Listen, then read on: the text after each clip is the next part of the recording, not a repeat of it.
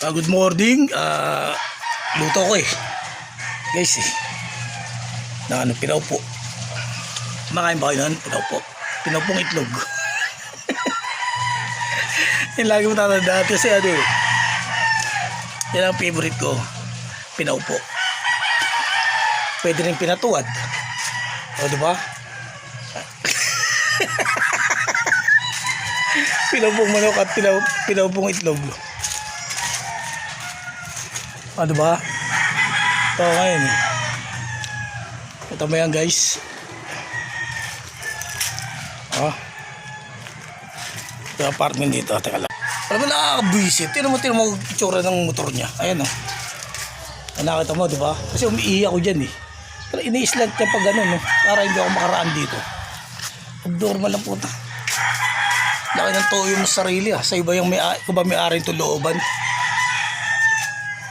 Iing ka na, hindi ka makaihid doon sa gilid. Iiyak ako. Kung may gelaluts ka yan, magkamukha kayo. Tunay na mangyayari. Ito mo ginagawa niyo mga tao na yan. Tignan nyo diba? Pwede naman iayos ng parada. Kasi umiiyak ako dyan madalas Ayaw nyo magparaan dun para doon ka dadaan sa maputik, madulas ka dyan. Diba buang? Yan tunay. At ako rin mabuang. Mamagaling lagi. Akala mo mapipere.